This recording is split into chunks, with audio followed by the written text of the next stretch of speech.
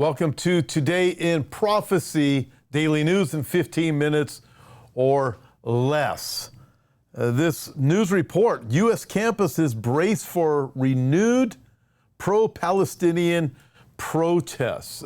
School's been out, people are coming back. Listen, no doubt, as we watch everything escalate between Iran and Israel, and we still have all of these protests around the world, especially in the Western world, anti-Israel protests. I mean, we look at what's going on over in the UK with the Muslim rioters and how they are getting their way over in the UK. There's terrible things going on over there, but nevertheless, we talked a lot about that. Might get to that if we have enough time here in a minute.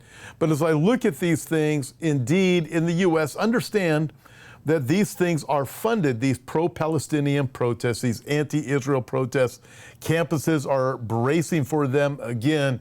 And if enough people who speak the truth are unwilling to speak the truth, then we're just going to continue to experience this type of thing. But it's going to increase.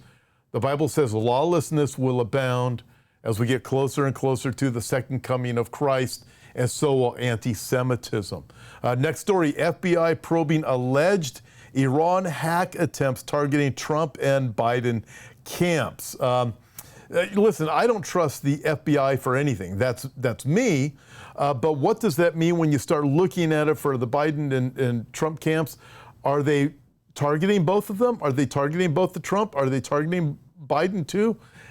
Personally, I can't imagine that they would do any kind of hack attempt on the Biden campaign, because they got great favor when Obama was president, great favor with Biden as president.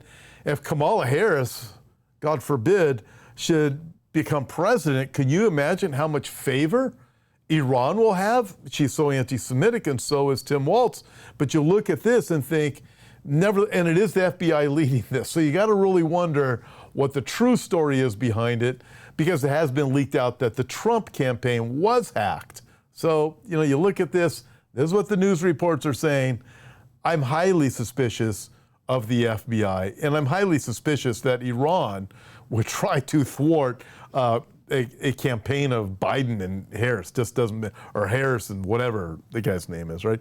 Pro-Hamas group received funding from Tim Walz. Look at this article. As governor of Minnesota. So again, this goes on to say, okay, why would Iran hack into or try to destroy the Kamala Tim Walz campaign when Hamas is an arm? It's a proxy of Iran. Why would Iran go after themselves? They aren't going to attack themselves. That's literally what they would be doing if they were going after the the Harris-Walz campaign. Makes no sense. So you look at this dynamic, you're thinking, it doesn't. Tim Walz has been receiving money from a pro-Hamas group. Picture says 1,000 words. So you look at something like that and go, hey, man. Hey, listen, this weekend, Saturday and Sunday, I will be speaking in North Carolina. Hope that you can join us there. Piney Grove Baptist Church. It's going to be an absolutely terrific time. I'm speaking twice on Saturday. I'm also speaking Sunday, and we have some Q&As that we're going to be doing. I would love to meet you. And the event, if you can't be there, will be live streamed. To get the live stream of it, you can go to our website, hopeforourtimes.com. Go to the events. It's this weekend, going to be an absolutely terrific time. Join us live stream if you can't be there in person in North Carolina. Again, hope to meet you. If you do join, I would love to meet you if you can join us in person. It'd be great. Let's move on because we have a lot more to talk about. Britain is proof. Globalists plan to use migrants as a mercenary arm against the West. Yes, to me. I mean, how much more obvious can it be? Remember when then Prince Charles, now King Charles, said we have to do this in a warlike manner, and he was talking about fighting against the climate? Well, you notice how they're saying the reason for the immigration is because of climate. These people can't live in these really hot countries. The climate's not right. Well, they've lived there for 6,000 years. So suddenly they can't live there because everybody's going to die there. That's why we have an immigration problem. That's why we have an immigration problem in the U.S. coming from Mexico. No. So these people are lying about that, but they are using, as Prince Charles said, warlike manner to bring about the behavioral pattern changes that are necessary to come about. And so when we look at immigration and you look at what's going on with the Muslim uprising in the UK and how those who are speaking out against the government, not the Muslim groups, those who are speaking out against the government are the ones who are being shut down, that should be a little bit of an alarm to you. Very interesting dynamic when you look at the last days.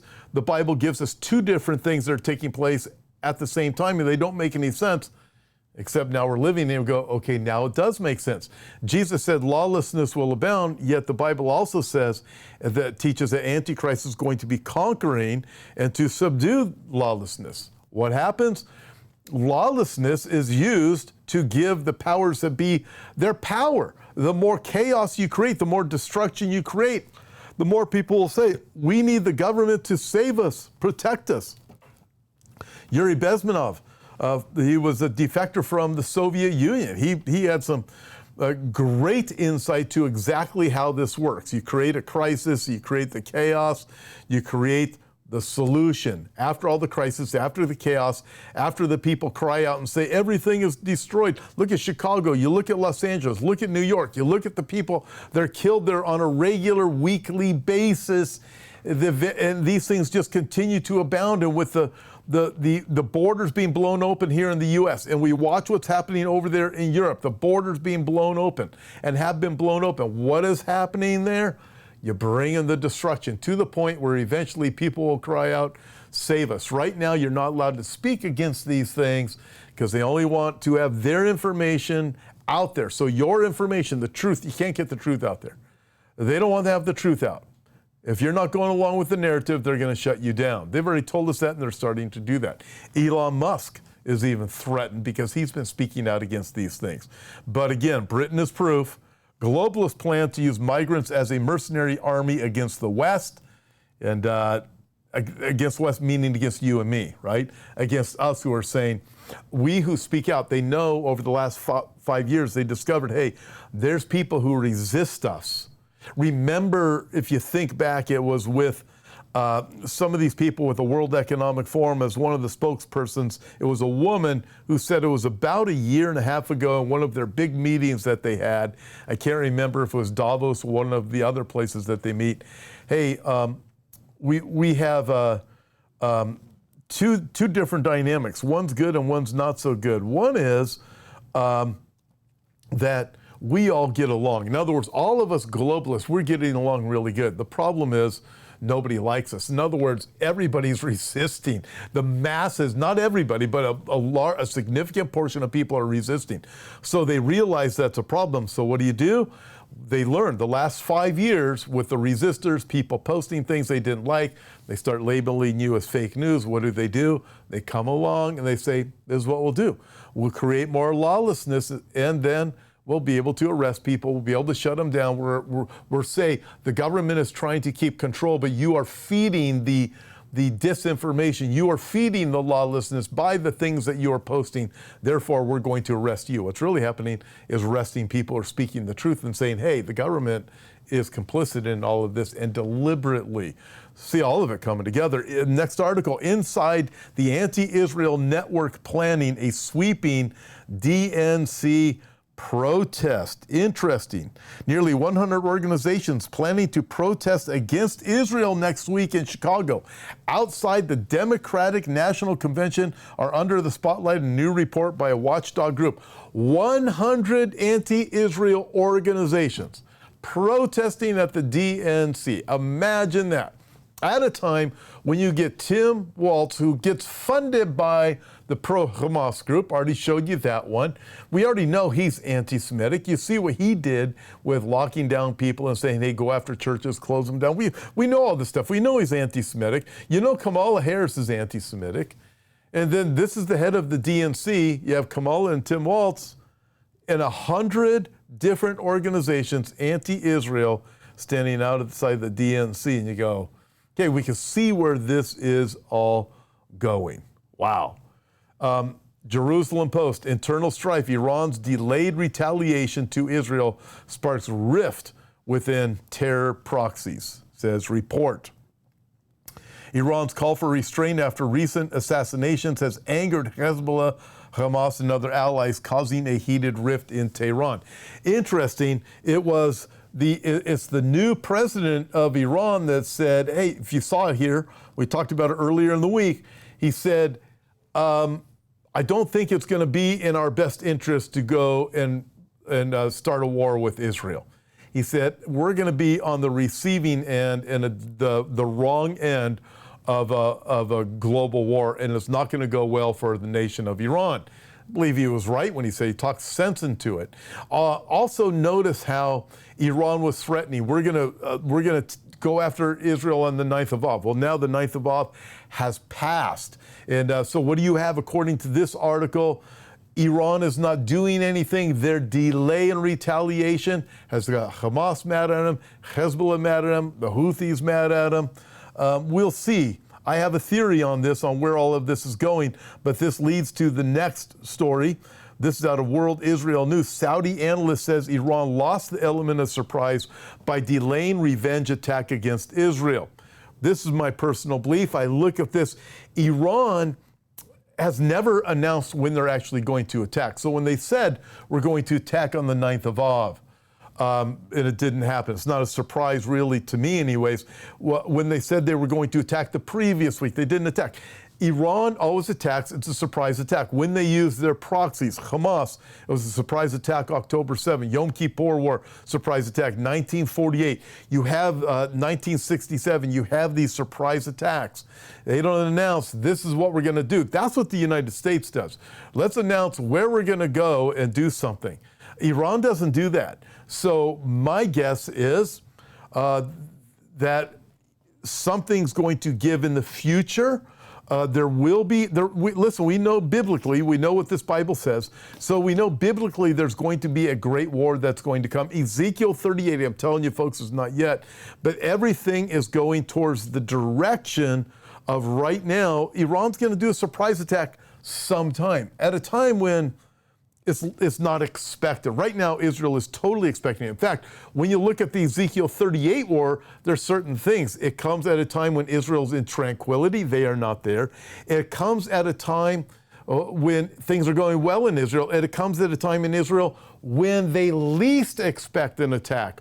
Right now, the threats are always against Israel. They've been against Israel. So Ezekiel 38 is not lining up for right now. It's just not. It's going to have to come at a time after Israel lays down their weapons and their arms, is not expecting anything from Russia, Iran, or anything from the north. But as we watch everything develop, listen, I do not believe that I believe that Iran, when they attack, it will be a surprise attack. And that's exactly what happens eventually with Ezekiel 38. Not going to happen tonight, but eventually with Ezekiel 38, it will be a surprise attack when Israel does not expect it. So maybe Iran is just regrouping and planning with Russia for another day, but sometime between now and Ezekiel 38, Israel has to lay down their weapons, and that ain't tomorrow. I'm telling you, that ain't tomorrow. Listen, again, I'll be in North Carolina this coming weekend, Saturday and Sunday. Hope that you can join me in person. I'd love to meet you. You can go to the events page at Hope for Our Times. If you can't make it there in person, they are going to be live streaming the event. To get information on there, just go to hopeforourtimes.com. Go to the events page. You will see the info there. And also, if you would like, subscribe, and share this news program. It helps us to be able to combat the lies with the truth. Also, people say to me all the time, what can we do? I don't have the people, the listeners. I don't have the contacts you do. I don't have the Bible knowledge you do. What can we do? Well, one of the things that you can do, it's free to do it, is to just like, subscribe, and share this with your friends.